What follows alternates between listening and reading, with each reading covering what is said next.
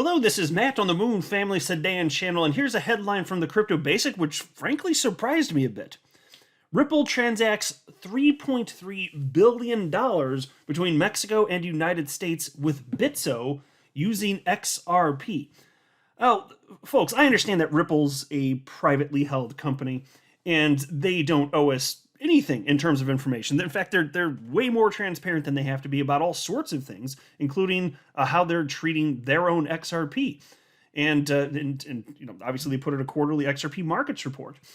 But we still don't necessarily know everything. And in terms of the state of on-demand liquidity touching any corridor touching the United States, rather, my understanding was that it was effectively dead. Now, if I'm missing a key piece of information, because look, I don't pretend to know everything. I operate in good faith, but I don't know everything. If any of you out there were aware previously of on-demand liquidity still living to some extent, and I just somehow missed it, which is possible, please drop a comment below, and if you could provide a source so that I could see if I just missed something. But I read this headline, and I'm just scratching my head like, what? Because I remember Ripple CEO Brad Garlinghouse at some point quite a while back. I mean, it may have been at some point in the first half of 2021. I can't remember for sure. But I remember him talking about how on-demand liquidity was effectively non-existent in the United States after the SEC v. Ripple lawsuit dropped at the end of 2020. He talked about how not only did they not get any new customers to that point in time, whatever this memory of mine is that I'm recalling here, not only did they not get new customers, but they lost some customers in the United States, and he didn't specify whether those were using on-demand liquidity or just RippleNet. But there's still some flows going here, and I don't know how, because almost all of the volume up until the point where that lawsuit hit was going through, on the United States side, cryptocurrency exchange Bitstamp. But as you can see on Bitstamp's site here, this is their blog, on December 25th, 2020, Merry Christmas, damn it. Here you go, here's their headline, XRP trading and deposits to be halted for US customers. They came to that conclusion 3 days after. This is the primary partner for on-demand liquidity. And then on the Mexico side, it's cryptocurrency exchange Bitso. So, I don't know, maybe it is as simple as I just missed a headline and some of you out there might be aware of it.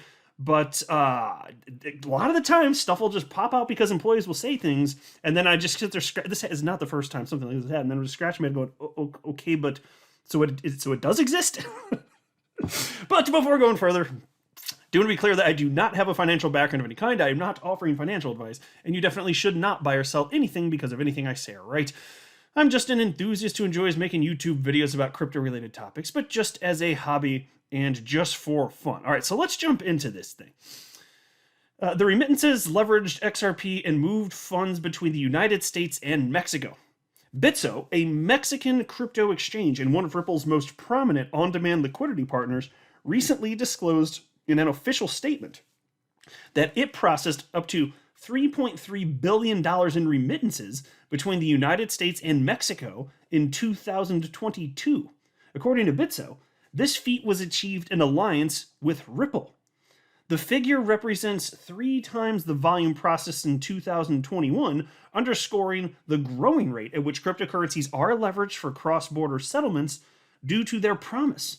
Bitso noted that they expect this figure to increase in the coming years. Now, folks, it's almost like there's some sort of utility here, utilizing XRP as a bridge currency.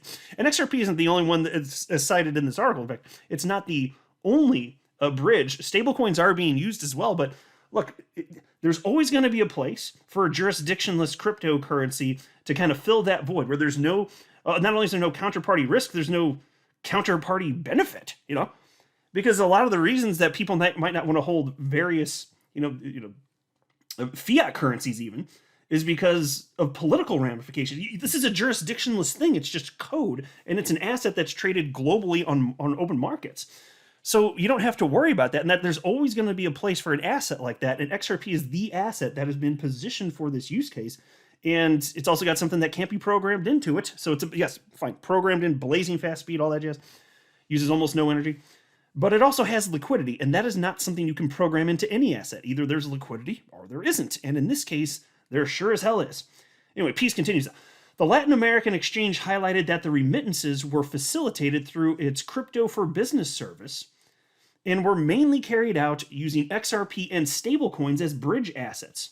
Notably, Bitso's crypto for a business solution is primarily used by remittance and payment companies. And so, my friends, I'll say I have the same belief that I did in late 2017 when I first jumped into crypto, which is that in a mature market, utility is what's going to matter most, actual usage. And in a mature market, that's where the money goes. XRP is increasingly being adopted for this use case. It could not be more obvious. Piece continues. According to Bitso's statement, the strategic partnership with Ripple played a major role in bolstering this massive growth in remittance volume. Ripple's on-demand liquidity expansion into Latin America in 2019 was marked by a collaboration with Bitso as its primary on-demand liquidity partner in the region. 3 years later, the partnership continues to yield fruitful results. Monica Long, Ripple's president, called attention to the recent remittances feat. She highlighted the massive volume of funds moved between the United States and Mexico in cross-border services each year. According to Long, Bitso's ability to process $3.3 billion of these funds through crypto underscores the real-world utility of crypto assets. So here's the tweet from Ripple's president, Monica Long. And she wrote, "The U.S.-Mexico corridor sees tens of billions of dollars in payments every year. Remittances, treasury, you name it. And last year, Bitso processed $3.3 billion of that through crypto with Ripple and others. This is real-world utility." All right, and so I haven't seen a breakdown in terms of out of that 3.3 billion, how much that came as a result of XRP being positioned as a bridge currency versus various stable coins. But either way, Bitso here obviously recognizing Ripple is a key partner in making this happen, which would make you think that a notable chunk, if not the majority, maybe it is the majority, would have been done through XRP. Absolutely massive here. And so again, it kind of begs the question, where have the other stories on this topic been? I haven't seen anything freaking else. And then they wrote here, speaking on the achievement, Aaron Sears, Ripple's managing director of the Americas, remarked, quote, "Our collaboration with Bitso allows us to continue to offer unprecedented cross-border payments in Mexico, a key region for our clients," end quote. And we knew that on-demand liquidity had been growing tremendously. In fact, this is just one example, but there are all sorts of headlines like this in just this past summer. This is from July 29th, 2022. From Cryptopolitan, the headline is, "Ripple records 9x increase in on-demand liquidity volume with $408 million in XRP sold in Q2. So we know that on-demand liquidity on a global scale has been increasingly adopted at an ever faster pace. It's just that my understanding as far as anything touching the United States was that it was pretty well non-existent. And so if this is truly on-demand liquidity, and I don't know what the hell else, they're partnering with Ripple doing this. You tell me what the hell it is then. It's got to be on-demand liquidity. Who's on the other side of this? What is the exchange? Because again, here's Bitstamp, and it's on your screen right here. Just December 25th, 2020 on Christmas. Merry Christmas, damn it. XRP trading and deposits to be halted for U.S. customers. So we know Bitso's the exchange in Mexico.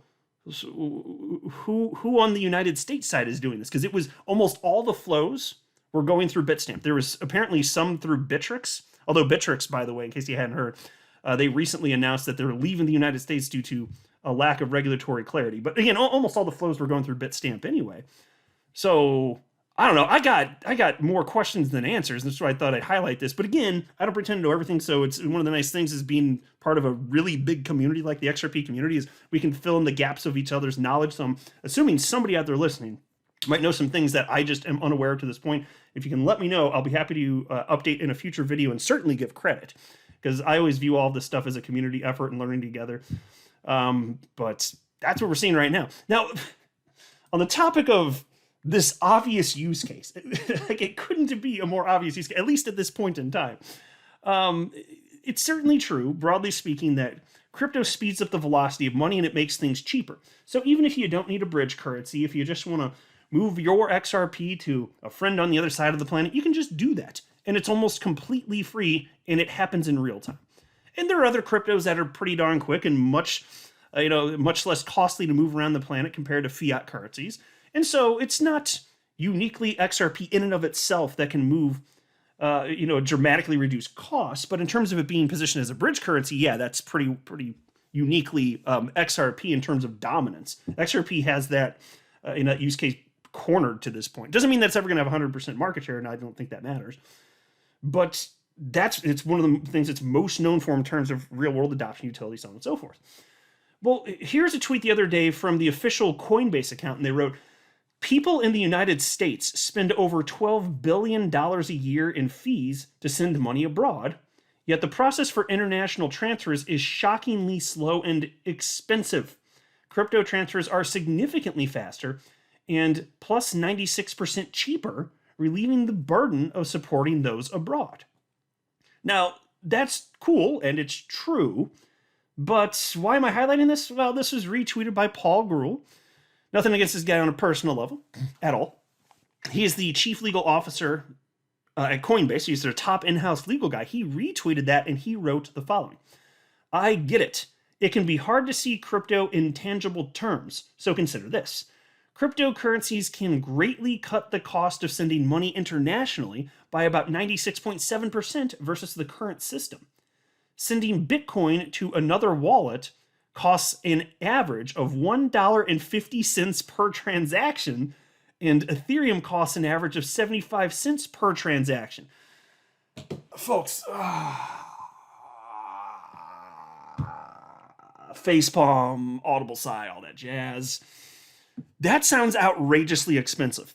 An XRP transaction is substantially less than a penny. And there he's bragging about Bitcoin costing $1.50 per transaction and ETH costing 75 cents per transaction. Where's the mention of XRP? Oh, that's right. They delisted it, so he wasn't going to talk about that anyway. What in the ever-loving hell? So Ripple employee Neil Hartner saw Paul Grewal's tweet here all up on the Twitters, and he tweeted out the following response yesterday. He wrote, if you're going for cheaper and faster, why only mention two of the slowest blockchains for sending payments? That's a good question. And Jeremy Hogan jumped in with an absolutely magical response. And Jeremy Hogan wrote to Neil Hartner and said, and this is so funny, I love his humor. He says, gasoline engines make getting from A to Z extremely fast. A cargo truck can go from 0 to 60 in 12.5 seconds. And a riding lawnmower has a top speed of 15 miles per hour. Oh, you gotta love that. You gotta love that. Yeah, when you talk about what gasoline engines can do, and then talk about that technology being utilized by a cargo truck and a lawnmower, and instead of a Lamborghini, See, that's basically what he did here. He's talking about a cargo truck, Bitcoin, and a lawnmower, ETH, and where's the Lamborghini? That'd be XRP. Gosh. It's just kind of jokeable, and it's just, again, nothing against Paul Grewal, but not on a personal level, but come on, man. This is like, to anybody in the XRP community reading this, we're all rolling our eyes, just be, oh my God, what in the ever-loving freaking hell, dude? What in the ever-loving hell? This is why we cannot have nice things. So we'll see. Anyway, long story short, though, as far as it pertains to on-demand liquidity and XRP being positioned as a bridge currency, that's not going to stop. That's just going to continue to increase. And in terms of whatever damage has been done to on-demand liquidity, and again, the specifics, I haven't seen any sort of notable details ever from Ripple on that. And they don't owe us anything, so that's fine. And also, maybe I missed some stuff. But whatever damage was done to on-demand liquidity, it's not permanent. And when the suit is over, Ripple will be getting new customers hand over fist. XRP will be, in fact, frankly, Ripple should be able to get customers in the United States way more easily, because the question of, is the thing a security, that will have been settled. You would think this would result in a dramatic uptick in new customers for Ripple in the United States. The further adoption of XRP as a bridge currency. So whatever damage was done, it's going to get undone, and then it's going to start going in the right direction real quick. That would be my guess. So there's opportunity. I mean, the genie's out of the bottle. That's it.